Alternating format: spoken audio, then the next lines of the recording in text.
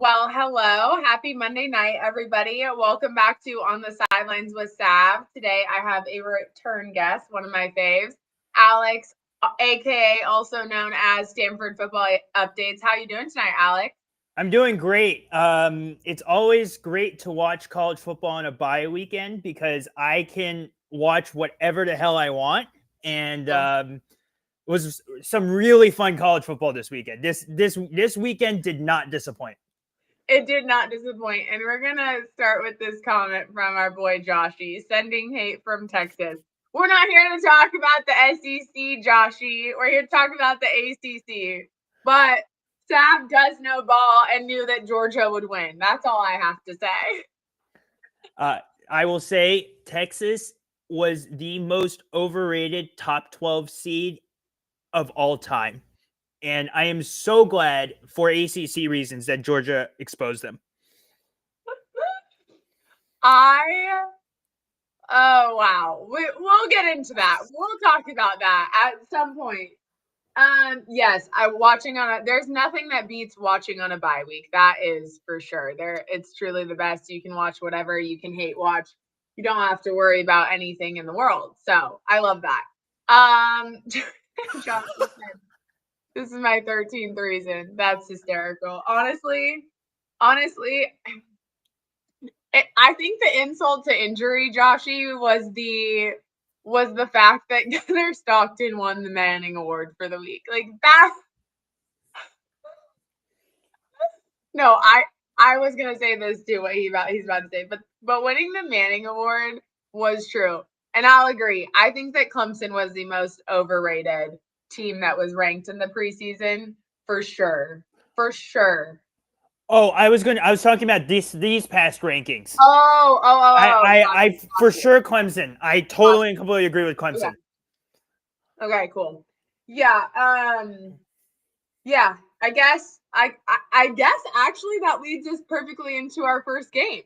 Let's start our recap. We'll talk about some other things, talk about the coaching carousel, talk about what we're looking forward to for this week, talk about a couple other games, but let's start with Clemson. Clemson takes on Louisville at Louisville. Clemson comes away with the win. The score ends up being 20-19 Clemson. This is Louisville's second loss in a row as a ranked team at home. Miller Moss threw for about 200 yards, and Chris Bell was the leading receiver, who is a receiver on the Cardinals. What were your thoughts on that game? Shades of 2024 Stanford Louisville. I think that is Clemson right now I think that Clemson right now is in the right place that in terms of where they should be. I think that they're not bad. They're not terrible, but they're not fantastic. Hence, they should never have been top 25 ranked. Yeah. But I want to focus less on Clemson and more on Louisville because you come off that, I mean, let's just call it as it is, a terrible loss to Cal the week prior. And you'd think that Jeff Brom would kind of right the ship. That's what Louisville did last year after they lost to Stanford. And then I just watched the most disastrous fourth quarter I have ever seen out of a football team. And I watched Stanford Louisville in 2024. That was such two unsportsmanlike conduct penalties, 3 missed field goals. I'm sorry. Clemson did not win that game. Louisville lost that game like they did last week. where Cal did not win that game. Louisville lost that game too. 100%. And those two penalties specifically, that comes down to a discipline issue. We talk about this all the time in my family. We talk about this all the time. Like, control the controllables. Those types of things and dumbass, sorry for lack of a better term, mistakes cost you games. And those are just stupid things to do. And I don't love the NIL transfer portal world, as I've said, and I'll beat the dead horse a million times that it's turning into. But something I don't hate about the NFL is being fined for stupid ass penalties. And you know what? If we're going to keep heading in that direction of basically paying to play, let's start charging kids for penalties too. Because that is dumb. And again, it's a team sport and other things should have happened, but you cost your team the game. You cost your team the game when you get too unsportsmanlike. Wasn't it like 13 seconds for Stanford to win it in 2024? I don't remember. I remember that game very vividly because it was 13 seconds for Stanford to win it. And Stanford lined up to kick a field goal, and they committed a penalty to make it an even easier field goal. And even before then, there was a penalty right prior to that. Still, I think this Clemson loss was worse. No, absolutely. And I'll agree with this. NIL is somehow both hurting and making CFB a better place, make it make sense. It doesn't make sense. And I do agree. There's pieces of it that I love and there's pieces of it that I hate. And one of them that I hate is obviously the way it's become. But one that I do love is that, yes, players should be paid for their likeness and their image. I don't have an issue with that. I don't want anyone to think I have an issue with that. Hey, I have a little brother who's benefiting from being paid for his likeness and image. I'll never be mad at that. So it is just interesting. But yeah, I think we're headed again in a world towards players being fined for things that they do like the NFL. So yeah, super, super bad look for Louisville, especially back-to-back losses at home, at just lowering their ranking. Surprising from Jeff Brom. I'm starting to think, by the way, that Miller Moss is actually not a bad quarterback. He's not a great quarterback. He's not a bad quarterback. I think his offensive line has really let him down the past 2 weeks. It's been bad. Yeah, no, I definitely would agree. I don't think that Louisville has one of the strengths in their offense line room this year. Matter of fact, I don't think that Clemson does either. And so kind of a battle of mid offensive lines in the ACC. Yeah, it really was. Yeah, to be honest. But no, that's a totally good point. I don't think Miller Moss is bad. Matter of fact, I think Jeff Brom is a great quarterback coach. And so I think that the issues are far outside of Miller Moss's play and Jeff Brom's ability to coach quarterbacks for sure. All right, let's move on to the first slate of games on Saturday, starting off with College Game Day. I know people were irritated about this. I posted a TikTok about it, and I'll say this. People were mad because this wasn't the biggest game of the weekend. However, they've already been to Athens, and they go to Athens all the time. Texas at Georgia, that was another option. The other option, of course, was OU, Alabama. And again, they've already been to Tuscaloosa this year. And so while I know that this will not make the SEC homers happy, and it doesn't subscribe to ACC homerism either because I hate Notre Dame, I do think they made the right call. And I appreciate the diversity of going to a campus that you hadn't been to yet this season for another big game. So in my opinion, I liked the College Game Day move for Pitt Notre Dame. What about you?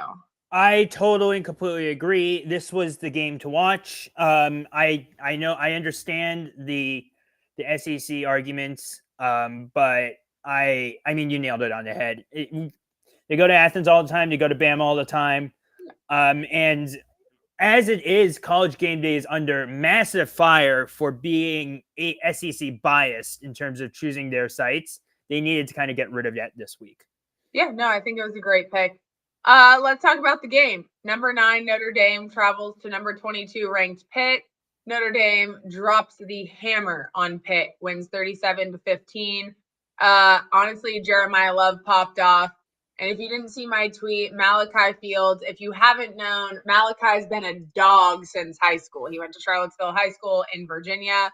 Love that kid. He's one of the best kids I've actually really seen his career play out. So love to see those guys do well. And then obviously CJ Carr, the quarterback for Notre Dame, threw for just over 200 yards. It was a tough day for Pitt, starting with their O-line. Definitely let them down. But what were your thoughts on this game, Alex? I have not seen, and Ashton Genty fans are going to get really, really upset with me when I'm about to say this. I have not seen a running back run as well since basically Christian McCaffrey. Like, Christian McCaffrey at Stanford was sight to behold. Like, I watch what Jeremiah Love does, and it's jaw-dropping every time. He has a highlight reel almost every single series. It's crazy. Like, whether it's a spin move from the 56-yard touchdown to dragging defenders with him. I mean, this for sure. Notre Dame has the best 1-2 running backs in the country. I mean, it's hands down. And they have the best, and they have a really good O-line too, to back it up. I think that even though Notre Dame scored a lot, I actually thought Pitt's defense played pretty decently. I thought they held them down, but they faced the Stanford problem. And the Stanford problem is that their offense gives up short fields all the time. Yeah. And eventually the Pitt defense got tired and just completely got run over. This was the Pitt O-line I had thought when Pitt was going in to play Stanford, where they were just going to get run over like this, and they wouldn't be able to protect Heinschel. And Notre Dame finally exposed them. Yeah, no, 100%. Michael said Pitt's O-line let them down too. I think that was a pretty general consensus. Michael also said Notre Dame looks scary big, that O-line. Yes, as we know, some of the best offensive linemen ever have come from Notre Dame. Not surprising. I agree. I think that they were exposed. What were your thoughts on Coach Narduzzi's comment about the Notre Dame game not mattering? Do you have thoughts on that? Oh my God. Typical Pat Narduzzi. Yeah. I get what he's saying. Totally and completely worded it wrong. Yes. Became an absolute soundbite for the rest of the week and into this week too. Talk about giving Pitt fans a reason to be upset at Narduzzi again. I don't know. I can't speak to the player's experience because I never was a player. But as someone who played team sports growing up, if my coach said something like that, I'd feel let down. Yeah. And I wonder if that had any psychological impact. No one would ever admit it. But I mean, I get what he's saying. Like, yes, his focus should be on the ACC race. Like, Georgia Tech next week is their Super Bowl, right? But I don't know. I mean, it made it sound like he was overlooking Notre Dame, and that's giving Marcus Freeman another reason to fire up his players. Yeah, 100%. I agree. I think that I understand what he was trying to say. I just don't think that he said it right. And I think the ultimate sentiment, and again, I don't want to speak for Pat Narduzzi, and I don't know that it's known, but he's definitely not my favorite coach in the ACC. But I don't know that he's many people's favorite coach in the ACC, to be honest, including Pitt fan base themselves. However, I do understand that the bottom line of his sentiment was basically like Notre Dame doesn't matter because they don't. They need to join a conference. It's so ridiculous, the Notre Dame stuff. This is exactly what it was. It was a shot directed at the committee. It's they who made the game meaningless for Pitt. 100%. It's a shot at the committee for being stupid. It's a shot at Notre Dame for not being a part of a conference. Unless it's everybody remember this. Everyone's like, well, it's for money. Until it's convenient for them, because they weren't going to have a season in 2020 if they didn't join the ACC. So I want everyone to put that argument away. They're like, well, for the money and this and that and the other. Until they needed us, they never forget that Notre Dame needed the ACC. So I'll never let that die. I'll never let that down. And not to not give credit where credit is due. I do think that after Notre Dame beat Pitt the way they did, they exposed Heinschel and really, again, made him look like the freshman that he is. And they're a good team. Don't get me wrong. And I like Marcus Freeman. I think he's doing a good job there. They look great, but I can't respect Notre Dame until they join the powers of Power 4 football that they need to be a part of. So just annoying. But yeah, it was definitely an interesting game. Quite frankly, to me, in my opinion, Notre Dame looked like a very well-rounded team. Now we're going to talk about this next one really quickly and not go into too much detail. NC State at Miami, number 15 ranked Miami. Miami wins 41-7. Carson Beck throws for almost 300 yards. Pringle runs for 116. Keelan Marion, great receiver, had almost 100 yards. Honestly, the NC State offense couldn't get anything going. I do want to say this one thing. I have watched quite a bit of college football in my life, both live and on TV. And it's been a while since I've seen two edge rushers like the Miami ones that good. It truly, it has been a very long time since I've seen two edge rushers as good as the Miami edge rushers are. And that's really saying something, because I've watched I've watched Aiden Hutchinson in college. And so credit where credit is due. They did a great job. It was just not the day for the Pack. Quickly, Alex, don't hurt my feelings too much. What were your thoughts? No, I if you that Miami D line would eat up any O line. I watched that game and I'm like, yep, Stanford, Miami, and I no knock on NC State, like I didn't knock Stanford. It's this is a really good. Games are won in the trenches on the O line and the D line, and that D line is elite. That O line is elite, and that O line makes Carson Beck look elite. Yeah, absolutely. I think a lot of people know this. I think Francis Mauigo will be the first offensive lineman off the board for this next draft. I also think that Ruben Bain Jr. will be the first defensive edge rusher off the board as well. Truly elite talent. It's kind of a bummer to not see them become a CFP team with the talent that's on that team, in my opinion. Interesting. Very interesting to me, I'll say. Do you think they still have a path? Is there a path? I think there's a I think that there is a path. That's a good question. I do think that there is a path, especially with Louisville losing.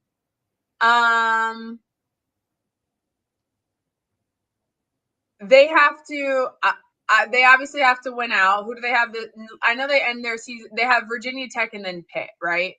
Virginia Tech and Pitt, yes. Yeah, I imagine them winning both of those games. To be honest, I don't think that either of those O-lines are ready for those edge rushers. No offense, but they really just are. Like I said, truly the best I've seen in a very long time. And then if they went out and I guess they could play UVA or Georgia Tech in the ACC championship and win. So yeah. Do you think, this is my last question, do you think Miami wins out, does not make the ACC championship game, and still gets into college football playoff? And they'd be 10-2? They'd be 10-2, yes. And their big wins are over Notre Dame, right? They beat Notre Dame. They beat Louisville? They lost to Louisville. That's right. They beat South Florida.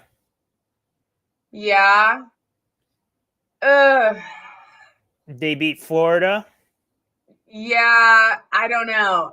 That's a good question. That's where it gets dicey for me, and my gut instinct is no, because we know how the committee hates the ACC. Oh, that pains me, but yes, I agree. Yeah, it's painful to say, but it is true. That's why I'm That's hoping for the SEC to just hemorrhage themselves out of for Miami to be back in the conversation. No, they might with that Alabama loss, they might be. So, and when Georgia Tech inevitably upsets Georgia, Yeah, that's the game I'm looking at. That's the game I'm looking at. 100%. That's a hill I'll die on. I think Georgia is not as good as they were last year, and I think Georgia Tech is better than they were last year. And that is not to say that either team is not elite. But if I am Georgia Tech, if I am Brent Key, I'm worried about next week. I'm worried about winning this next one, and they will. I think that they will. But I am going in on rivalry week. I am just replaying clips of the overtime loss to Georgia last year all damn day until it's in every single one of my players' head in their nightmares to get that win. For the Michael said for the ACC, I think it would be best for Miami to represent. No, No, I disagree. I disagree. I have to disagree with that. I think that. Go ahead. No, you first. Who do you think is best representation for the ACC then? I don't care, Georgia Tech or UVA. I don't care whichever one does it. Those are the two that represent the ACC. The winner of those two, and then maybe Miami gets in as an at-large. That's my dream scenario. Same. Yeah, that's probably also my dream scenario. So I agree with that. Lewis said they might, and BYU versus Texas Tech might eliminate someone. I do agree. And I posted a tweet about how the AP poll was stupid. And everyone's like, what do you mean BYU wouldn't beat these other teams? I'm like, this wasn't about BYU. I only addressed BYU in the comments because someone was talking about BYU. But I do agree. I think the BYU loss to Texas Tech matters from a whole standpoint of it, because it's like BYU was the second best team in the Big 12 and can't beat the Big 12 leader. What's the point? But we do still have the issue where SMU and Pitt have made us look horrific against the Big 12.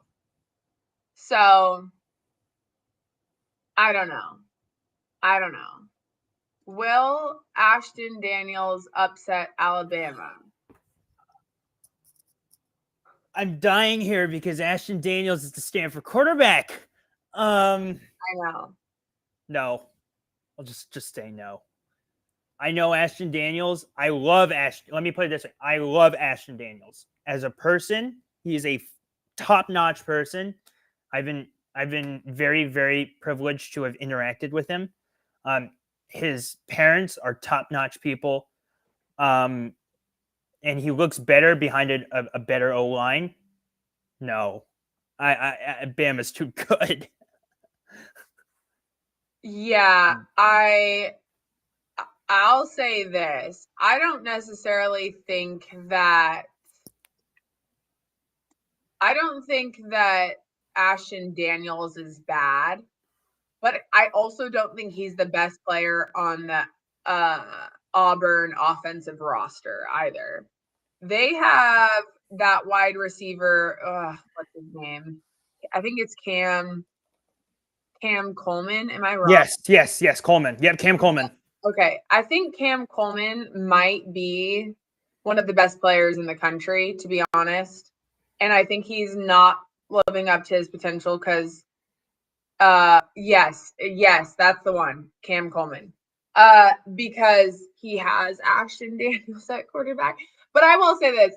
I wish there was a world where they could upset Alabama, and it's always close, and they should have won last year. They should have never let Alabama convert on 4th and freaking 48 effing yards.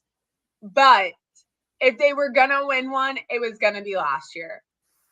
There's too much chaos. There's too much craziness. And don't get me started on Auburn, because I'll say it till the wheels fall off. The worst thing they ever did was fire Gus Malzahn. Yeah, I couldn't agree more. I know it's a veiled threat, because I know that Auburn's trying to flip one of the Stanford recruits right now. And I've been screaming that Auburn's coaching situation is awful. It's so bad. I don't know why the only reason you go to Auburn is you want to go to an SEC school. Yep. 100%. Completely agree. I also feel that way about Arkansas, and I think Rhett Lashley staying at SMU proved all of our point in that as well. They're screwed in the coaching search, by the way. Yeah, no, that's no surprise at all. All right, let's move on to our next ACC game. We had number 16 Georgia Tech travel to Boston College. Georgia Tech barely comes away with the win, 36-34. Haynes King popped off per usual and threw for almost 400 yards. Reed Harris was the leading wide receiver for Boston College, not for Georgia Tech. And same with the leading rusher, Turbo Richards, rushed for 141 yards. They really put together something offensively. But truthfully, the Georgia Tech defense is not good. I am so disappointed in Georgia Tech, because every game I watch them, I want to gouge my eyes out, because they play to the level of their opponent, which is why they'll beat Georgia, by the way. Yes. They play to the level of their opponent. It's crazy. This is the same 2024 Georgia Tech team. It's Haynes King kept them in this game. I am speechless that the Georgia Tech defense let Dylan Lonergan throw for 362 yards and 2 touchdowns. Come on.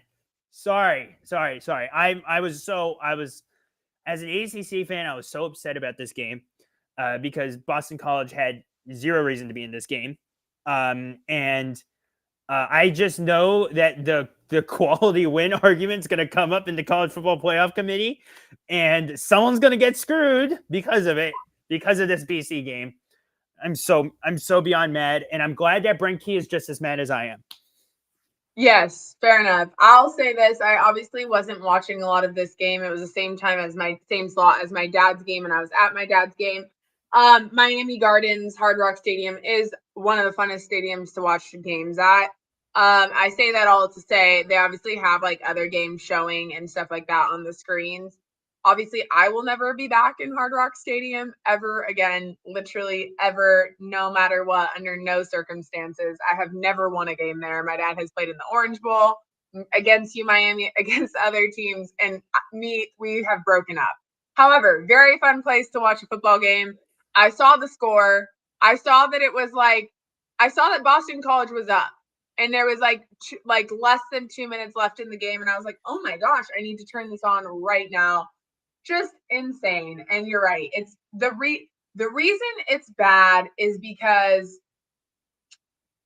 exactly what you said. The committee is going to be like, they barely beat Boston. They're going to beat Georgia. And then they're going to be like, but they barely beat Boston College. Like, the committee is going to use that against them so fully. Yeah. I hate it. I hate that it was this close. I hate that. I think the Georgia Tech defense just played one of the worst games they played all season. I don't know. You can't do that. You can't do that and expect the committee just to give you a mulligan. Like I love the ACC to death, but we're not. They're not. The committee does not give mulligans unless it's the SEC.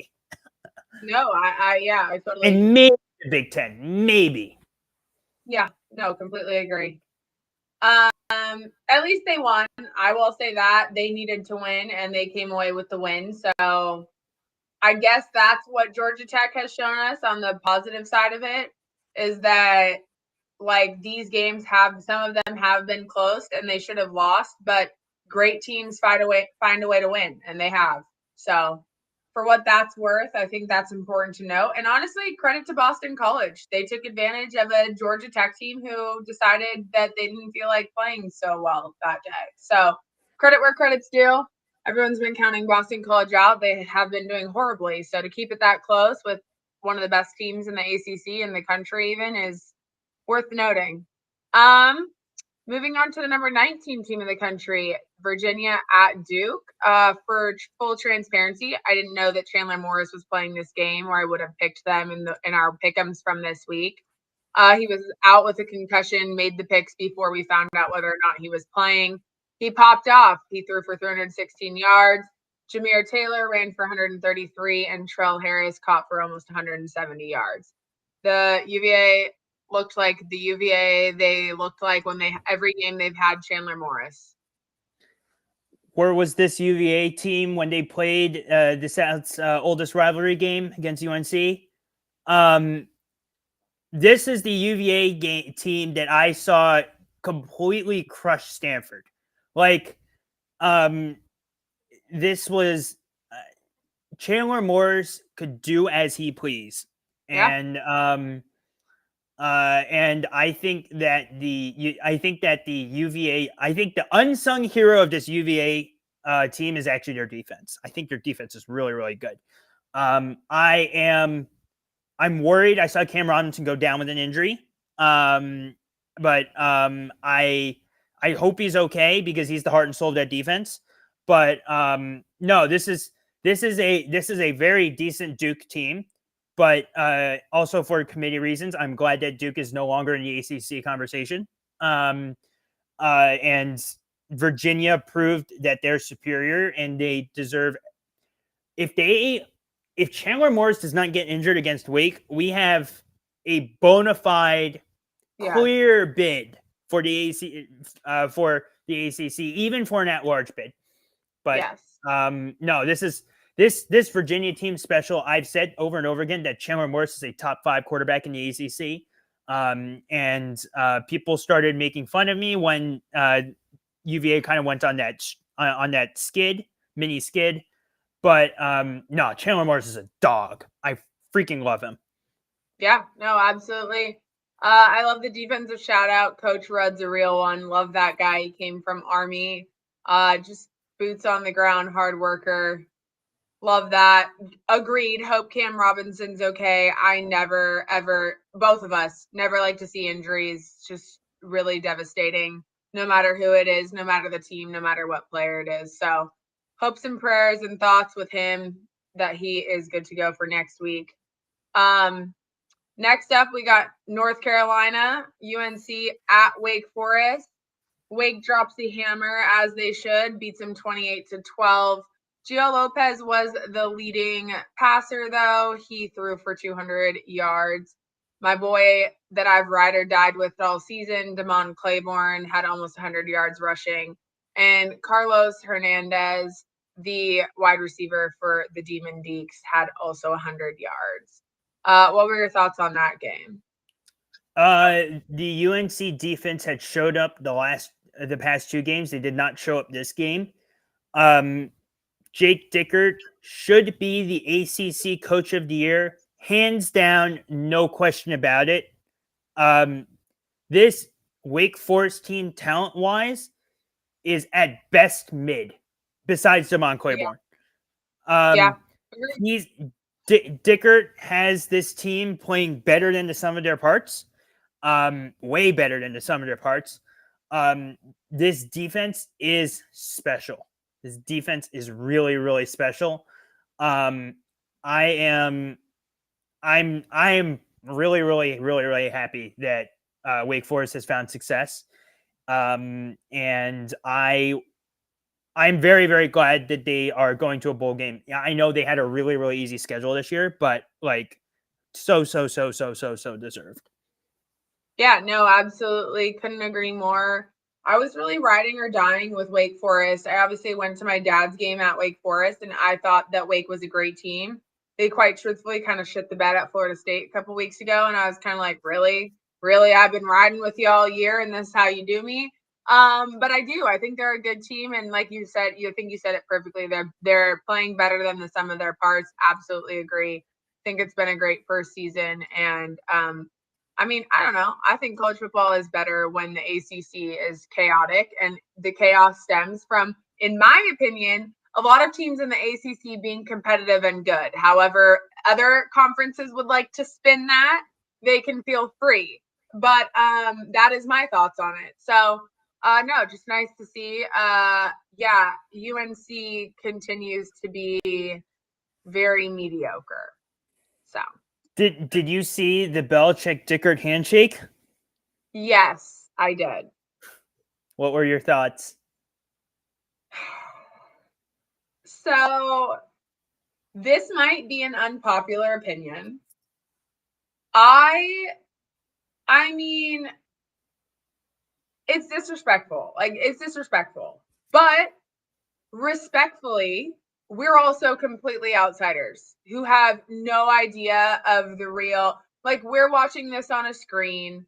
Even if you were there in real life and saw it, like, you know nothing about these people. And again, I don't want to make excuses. I don't want to say anything crazy one way or the other, but like, it looked from the video, obviously it looks crazily disrespectful because respectfully, my dad's team obviously didn't do well against Miami, and you didn't see Coach Dorn do that to Mario Cristobal, right?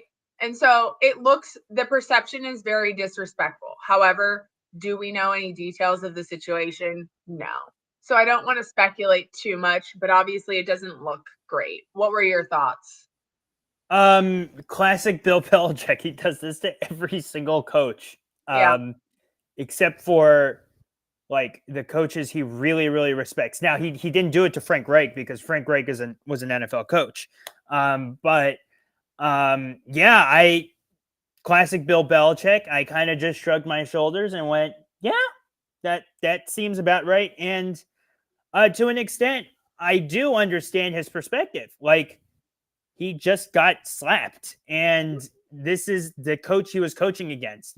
I mean, like, of course he's going to be a little pissed about it. Yeah. But yeah, I mean, I've seen this Belichick handshake over and over again throughout the NFL. So I was like, and now people are upset about it. That was my reaction. Yeah.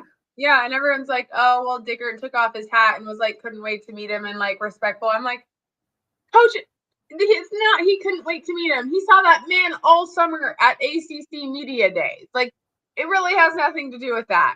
And like I said, perceptions are everything and they do matter. And so I see how the perception was bad, but I actually love your take. And then that will be clipped for sure for tomorrow. Cause yeah, I think it's refreshing when like we don't have to assume, oh, Swanky joined. Does this mean we talk about the Big Ten for a second? Just kidding. We will in a sec here. It might be my favorite game coming up this week. We'll see. But yeah, no, I think it was interesting and I like our perspectives on it because people are always very quick to just like assume the worst of strangers online that they don't even know. So it's very interesting. No, love talking about that. All right, let's wrap it up with the last ACC game of the week, and then we'll get into some of the other stuff, coaching carousel, other games we're excited for this week and stuff like that. We ended off week 12 with Virginia Tech at Florida State. Florida State won a game that they should have won, 34-14. Tommy Castellanos threw for almost 200 yards. Deuce Robinson was the leading receiver. And lastly, of course, it just went away. Hawkins was the leading rusher with just over 100 yards. What were your thoughts on that game? Florida State showed up to play. Virginia Tech's not good. The Virginia Tech should be at the same tier as UNC, Stanford, BC, Syracuse. They showed why. I think that look, Florida State is probably a bowl team because I think they beat Florida. Same. But I don't know. Coming off a 2-10 season, yeah, you want as Florida State, you want to kind of like be at the top of the ACC all the time. But coming off a 2-10 season, this is a nice bounce back for that squad. 100% agreed. This team doesn't quit like last year's team did. And Castellanos is a dog. I mean, he's a dog. And but yeah, I think Florida State took care of business. This was at Doak Campbell too. This sets them up perfectly to get into a bowl game. Yeah, 100%. I think what really adds to Virginia Tech just not being a good team was simply they had 2 turnovers in the red zone. They left 14 points on the board in turnovers, and I think they were both happened to be in the fourth quarter. I might have the time frame wrong on that. But great teams don't do that. Good teams don't do that. And so, yeah, I think if you're Florida State, you are happy about the turnaround. There is only in the history of college football ever been a coach who turned around a 2-10 team and made them a 10-2 team. So I don't know where they thought that they were going to be the second people to ever do it. But I would, if I am a Florida State fan, I am taking this season and considering it a victory. I think they've turned around the program the best of their ability with what they have and this, that, and the other. And everybody wants everything to be immediate and all the success to be right now, today, win a national championship, make the college football playoff. But that, my friends, is just not how college football works. And so I think if you're a Florida State fan, you're happy. You're happy with this turnaround. I'll be real. Their only embarrassing loss this year was to Stanford. For sure. That's their only embarrassing loss this year. Every other loss they've had has been respectable. Absolutely. Couldn't agree more. That's why I'm saying, like, and they're all online saying that we didn't defend them in 2023 and that playoffs and this, that, and the other. So it was so bad that I had to be like, bet, all right, I'll pull up receipts because I was pissed in 2023. And they were like, well, you're just one person. And I'm like, no. I don't know what side of the internet you were on, but we were all pissed. So I don't know. I don't know if how much I like their attitude. And if TJ is watching this, he knows he's excluded. I love TJ, and he keeps it really real about Florida State, and so do a lot of other ones too. But they're funny online saying that none of us had their back in 2023. And I'm like, I was Mrs. Queen of the Outraged for the ACC. I can promise you that. Stanford Twitterverse had a nice field day when Stanford beat Florida State with the Florida State fans. It was glorious. Yeah. If Florida State beats 2 SEC teams, that season is a success. I would say if you win, if you beat Bama, right? If you beat Florida, which I agree, I think that they totally will, especially because they have an extra day to recover. This week, Florida State and NC State play on a Friday, so they have extra day. And we know that Florida is in. And by that time, I think that they will have announced their new head coach, and that will be fresh on everybody's mind, and no one will necessarily care about the game. Not saying that's a good thing. I just kind of think that's what will happen. There'll be too much buzz around it. And I do think that Florida State is not a bad team. So yeah, I think you consider that a successful season. And I also think that they always like to say how the SEC is better, but if Florida State, who's a mediocre ACC team, beats 2 SEC teams, tell me how you feel then. They play at Florida in the Swamp, so I get that. But Florida plays Tennessee this week, and if they don't win that game, nobody's showing up to FSU game. Nope. So that's kind of my thoughts on that. Georgia Tech is the team to beat in the ACC. But Miami is the most talented team for sure. 1,000%. 1,000%. We were talking about it earlier.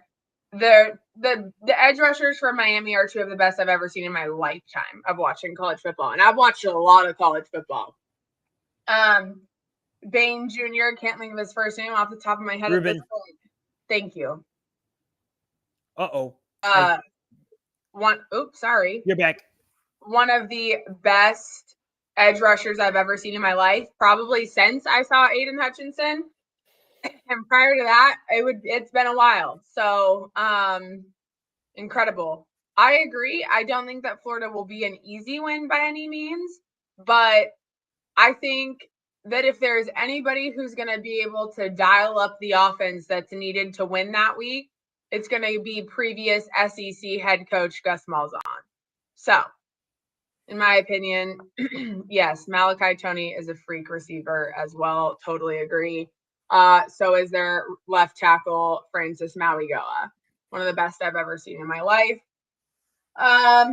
Yeah, that's the ACC. But since we last talked about the Florida State Virginia Tech game, Swanky knew I was a Michigan fan. I threw that in there just for you. Hey, I know I'll appreciate greatness when it's there, regardless of how I feel.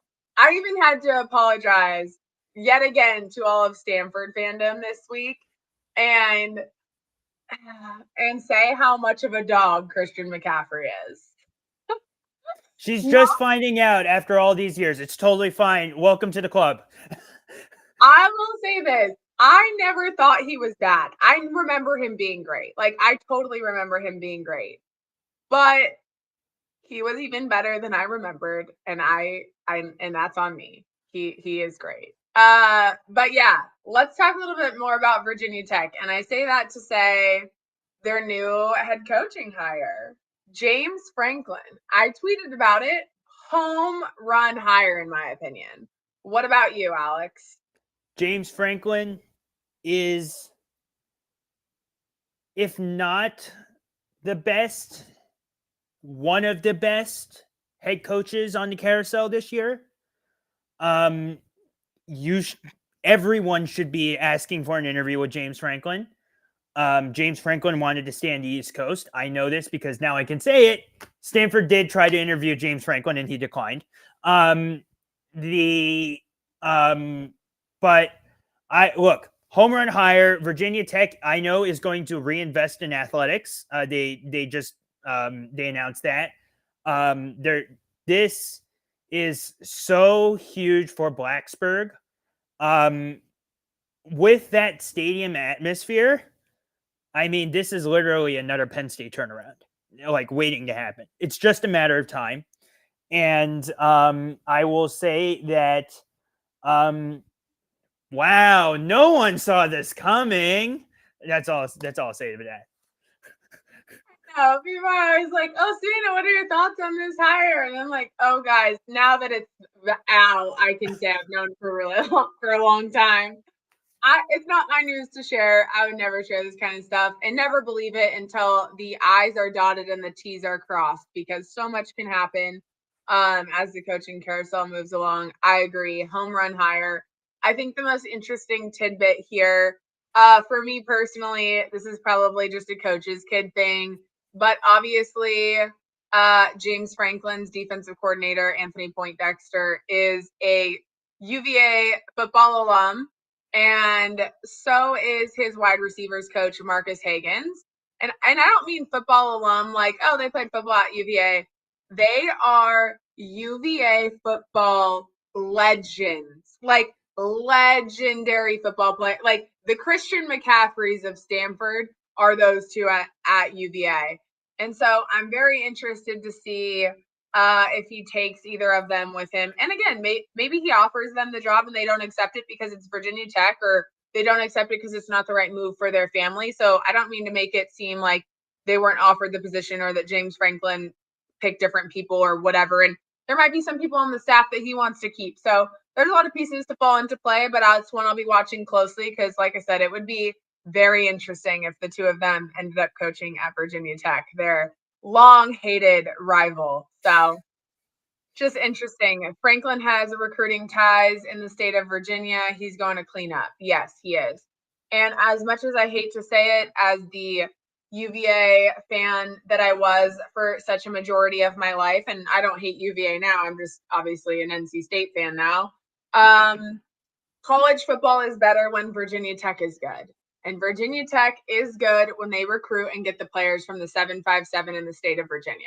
And with him as head coach, and again, some of those coaches that are already there that were UVA alum, or if he brings them with them who are great state of Virginia recruiters, especially like I said in the 757 or the DMV area, which is like DC. I know if you're an outsider, you think like Maryland, Virginia, and Delaware, but like if you're in Virginia, like geography lesson, if you're in Virginia, the DMV is like Northern Virginia and around. So yeah, it's a great hire. Like they couldn't have done better. I do think this is funny. Enter Sandman is a top 5 atmosphere in the country. I disagree. It's good. It's not great. But if you are a college football fan, it's definitely one worth seeing. I guess I have the luxury of saying it's not one of the top 5 because I'm so lucky to have seen so many of them. But Alex, have you been to Enter Sandman? I have not. Okay. I want to make a pilgrimage out there when Stanford plays Virginia Tech eventually. I will argue that BYU's atmosphere is better than Wayne Stadium, and that's Yes. going to upset a ton of Virginia Tech fans, but I think it's true. And maybe it's just because BYU's been really good and Virginia Tech's been mid, but yeah. There is nothing better than a BYU fourth quarter atmosphere. Like, I'm sorry, I've been to a lot. It's insane. And this isn't even like some homerism because it's my alma mater. It's insane. I mean, like for real, I have been to Tennessee Blackout. I've been to Tennessee Checkered Out. I've been to the game. I like a BYU fourth quarter going into the fourth quarter like thing is crazy. Yes, that's a good call. Yeah, there's a lot. I mean, going to the Rose Bowl, not for a UCLA game, for the actual Rose Bowl is also an insane atmosphere. Yes, LSU is up there in a night game. I agree. This guy said it. Texas A&M is one of the best atmospheres I've seen. Everybody knows that Athens is my favorite college town. Something I'm missing is Indiana. I need to get to Indiana and I need to get to Illinois. Those are 2 on my bucket list. Oregon is such a fantastic place. I mean, I love Autzen Stadium. Yeah. And I'm saying that because Stanford and Oregon have had many battles there, and it's the atmosphere is crazy there. Yeah. My very controversial best atmosphere in all of college football is Army-Navy. Nothing will ever top Army-Navy.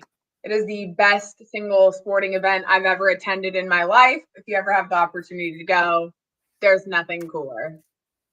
So that's what I'd say. All right, Alex, what game are you most looking forward to in the ACC this week and outside the ACC? What games are you looking forward to this week?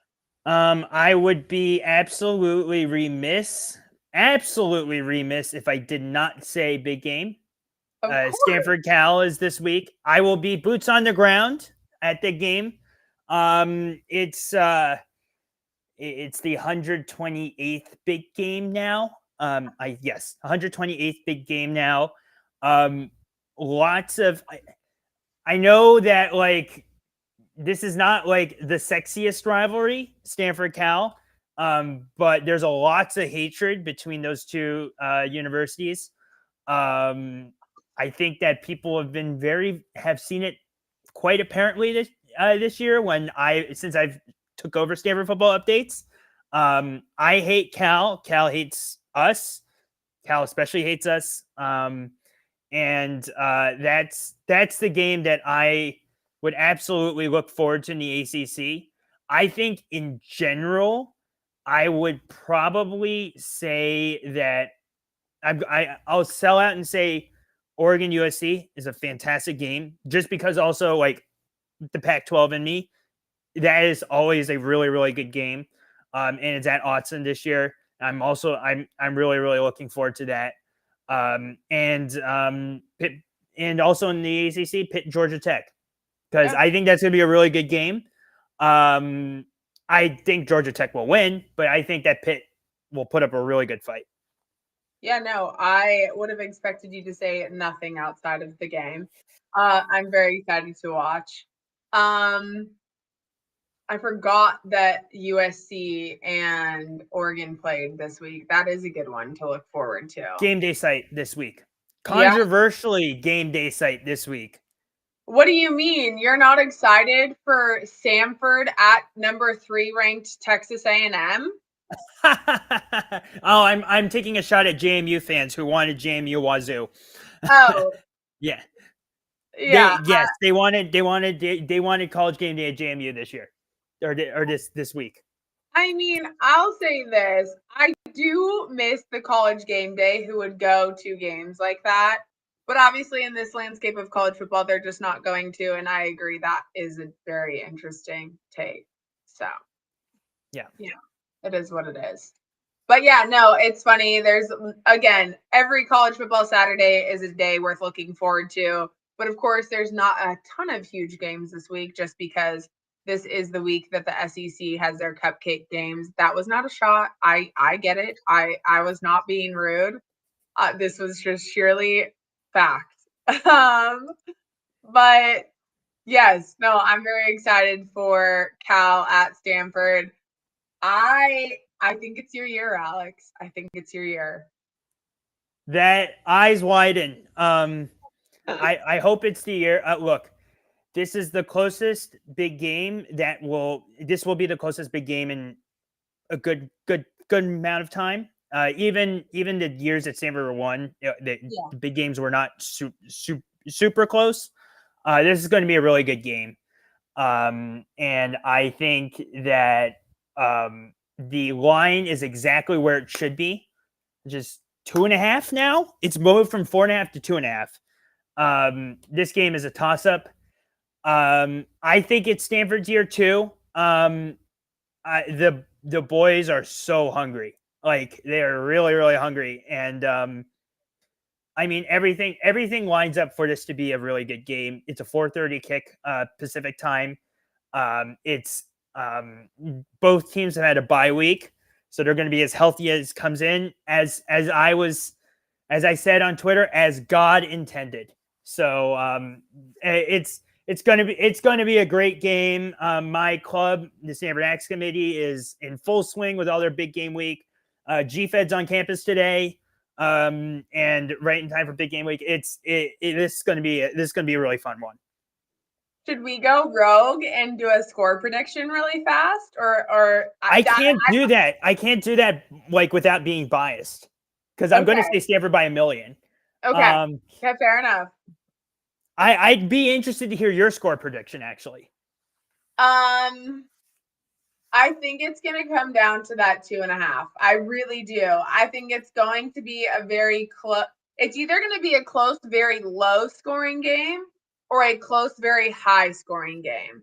Like, I know that sounds crazy because you're like, pick a lane, Savannah, but I'm going to be honest. This Cal offense has been very inconsistent, and Stanford has played great some weeks and not so great other weeks, like as a whole, right? And their offense line isn't the best in the ACC, in my opinion. And correct me if I'm wrong. Stanford's O-line is bad. Yeah, you're it's obviously very injured. Expert. Yeah. Yes, absolutely. There's a ton of injuries. And so it's like, okay, well, I think, but I also don't have like the highest of hopes for Cal defense. So I'm like, it's either going to be low scoring, and then in that sense, give me like 13-15, or it's going to be like something crazy like 45-43. But I don't know. I love a rivalry. Give me like 17, 15, 17, 13, 17, something around there. That's who? I told you. I think Stanford? it's your year. I think it's your year. I hate to say it. The Calgorithm's going to hate me. So are all the coaches that I know at Cal. But maybe this will be the motivation they need to prove me wrong. I don't know. We'll see. I do think it's your year, though. I'm going to whisper that Stanford's defense is very underrated. I get that UNC's offense is not great, but we played, I mean, it was like we forced turnovers. We were Yeah. getting rushed, and um, I don't know, JKS. I love him. Like, I love JKS, and I'm saying this as a Stanford fan. I hope he stays at Cal for 4 years. I really, 100%. really do. Yeah. He's prone to the freshman mistake. Yes. And in a Stanford defense that disguises a ton, I know it's 4-2-5, but we're going to disguise a ton. Yeah. That is so hard as a true freshman quarterback to play against. No, 100%, which is why I predict a low. That's why my prediction ended up being the low scoring one, because the truth of the matter is that true freshman mistakes are just going to happen. They are unavoidable. And I agree. I really hope that the freaking Mendoza situation doesn't happen to Cal again, and that they keep JKS for the 4 years that he's in college, because I want the ACC to be great. You want the ACC to be great. But yeah, it's really hard to be a true freshman quarterback. It's very hard to be a true freshman quarterback rivalry week at the other team's place. So yeah, I think it's going to be a tough game for them for sure. So like I said, that's my score prediction. Anything else? Any final thoughts before we log off? Final thoughts for me. I'll just say one last thing. The unique part about big game, there's no such thing as home field advantage. True, they're close. They're so close. They're so like at Cal Memorial and at Stanford Stadium, it's 50-50 always. Yeah. And so it's a neutral site game. But my final thoughts are I am really, really hoping that people like watch big game this year, because this is going to be a really close game. I think this is your underrated sneak game of the week. Yeah. Obviously, the obvious one is Pitt, Georgia Tech. But this is going to be a fantastic game, maybe for all the wrong reasons, because of how low scoring this game is going to be. But like these West Coast rivalry games, they're wild. They're absolutely wild, and something crazy is going to happen. Whether it's the bands on the field or a blocked extra point to win 2020 big game, something crazy is going to happen in that game. So it's going to make for entertaining college football. Absolutely. And we'll end with this comment of Michael saying the ACC is being converted into a farm league, which, yes, you know what was already stolen from us, Michael? The Pac-12, West Coast football, the Pac-12 after dark. We're pissed. We're so pissed. We know. It's freaking stupid. Blame USC and blame UCLA. Those are the two. I mean, besides blaming the media companies, but blame USC and blame UCLA. They were the ones who initiated it. Like, we hate it here. We hate it here. Trust me. And Jake, UVA fan, said it best. He was like, "I'll die for the conference on my hat," and he was wearing an ACC hat. And same. It has nothing to do, truly, at that part of it, it has nothing to do with the ACC. It does. I love the ACC. I was raised on the ACC. But it has everything to do with, I liked it when there was the Pac-12. I just want there to be regionalized college football in the 5 Power 5 conferences, and for it to be that way. And I'm so happy that Cal and Stanford and SMU have found their home in the ACC, and we're so happy that you're here and we love you. But Pac-12 after dark, watching Mike Leach throw the air raid offense out there at 2 a.m. Eastern was what my childhood was made on. And so it's a bummer that it's not a thing anymore. And so, yeah, I'm excited for that West Coast matchup. Good luck to you. So excited that you get to go to the game. I'll be very jealously watching from my parents' couch in Raleigh, North Carolina, because I will obviously be at my dad's game against Florida State. Before we sign off, Alex, where can we find you? Where can we follow you?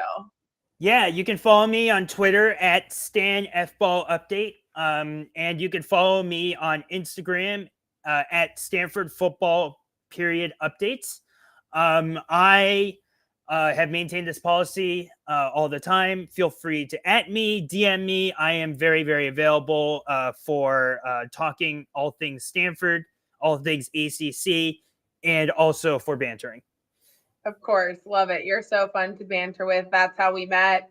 He'll take the hate like a champ and apparently turn you into a fan, because here I am rooting for Stanford in the big game, which I thought I would never see a day that came. So thank you so much for hopping on. Of course, if you're not, please subscribe to Total Coverage Sports.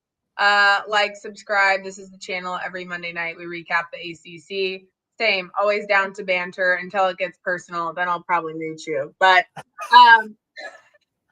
happy Monday, everybody. It's rivalry week in the ACC, that's for sure. So can't wait to recap next